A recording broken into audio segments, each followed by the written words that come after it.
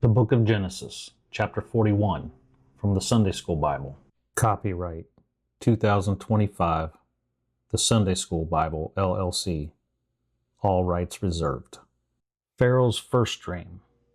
After 2 straight years, Pharaoh had a dream. He stood by the Nile River. 7 fat and healthy cows came out of the river and grazed in the meadow. Then 7 skinny and malnourished cows came out of the river and stood by the other cows upon the river's brink. Then the 7 skinny and malnourished cows ate the 7 fat and healthy cows. Then Pharaoh woke up. Pharaoh's second dream. Pharaoh went to sleep and had a second dream.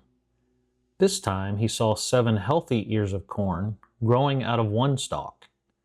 Then he saw 7 thin ears, scorched by the east wind, spring up after them.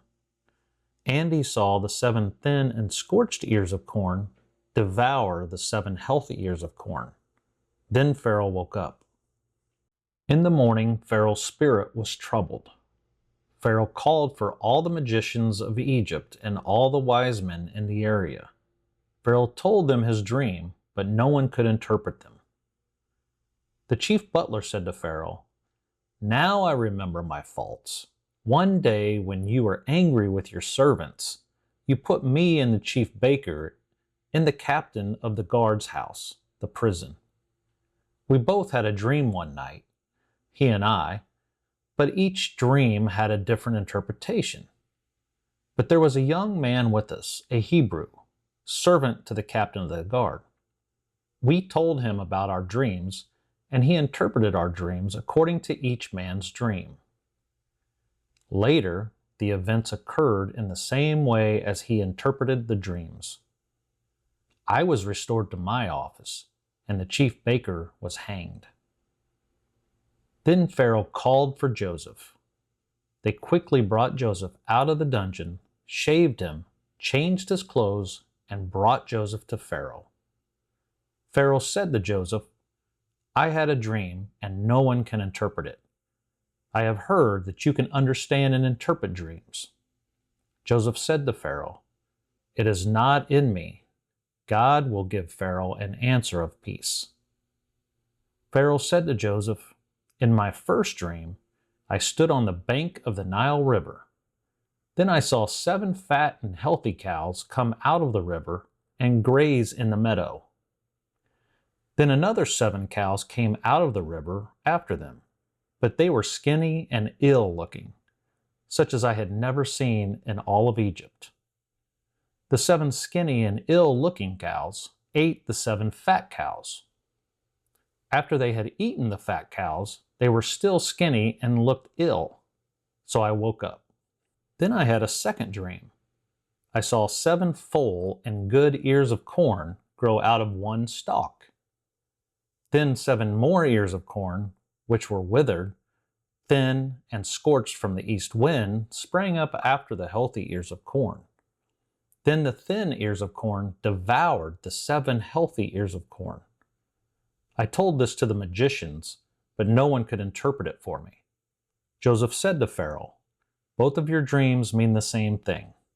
God has shown you what he is about to do. The 7 good cows are 7 years of plenty. The 7 good ears of corn are 7 years of plenty. The dream is one. The 7 thin and ill-favored cows that came up after the good cows are 7 years of famine. The 7 withered, thin, and scorched ears of corn are 7 years of famine. This is the thing I have spoken to Pharaoh. What God is about to do, he shows to Pharaoh. There is a coming 7 years of great plenty throughout all the land of Egypt. Then, after those 7 years of plenty, there will be 7 years of famine, and all the plenty will be forgotten in the land of Egypt. The famine will consume the land, and the plenty will not be known in the land, because the famine that follows will be very grievous.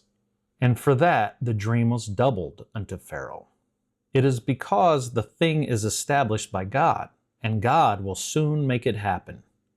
Now, therefore, let Pharaoh find a discreet and wise man, and set him over the land of Egypt.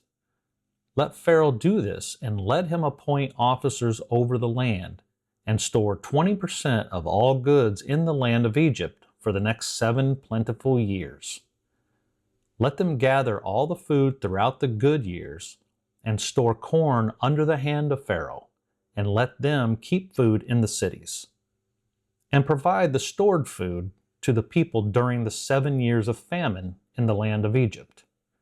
In this way, the land will not perish through the famine. This sounded good to Pharaoh and in the eyes of all his servants. Pharaoh said to his servants, "Can you find me such a one as this, a man in whom the Spirit of God is in?" Pharaoh said to Joseph, "As much as God has shown you all this, there is none so discreet and wise as you are. Therefore you will be over my house, and according to your word will all my people be ruled. Only on the king's throne will I be greater than you. See, I have set you over all the land of Egypt." Pharaoh removed his ring from his hand, put it on Joseph's hand, and arrayed him in a vesture of fine linen. He put a gold chain around Joseph's neck, and made him ride in the second chariot which he had. The people cried and bowed before Joseph. In this way, Pharaoh made Joseph the ruler over all Egypt. Pharaoh said to Joseph, "I am Pharaoh, and without you no man will lift his hand or foot in all the land of Egypt." Pharaoh called Joseph's name Zaphnath-Paneah. Pharaoh gave Joseph a wife named Asenath, the daughter of Potiphera, the priest of On. Joseph was 30 years old when he stood before Pharaoh, king of Egypt. Joseph left the presence of Pharaoh and traveled throughout the land of Egypt. And in the 7 years of plenty, the earth brought forth an abundance of food.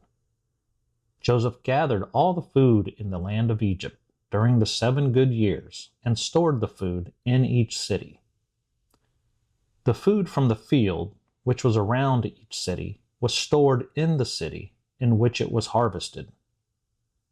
And Joseph gathered corn as numerous as the sand of the sea, so much that it could not be numbered.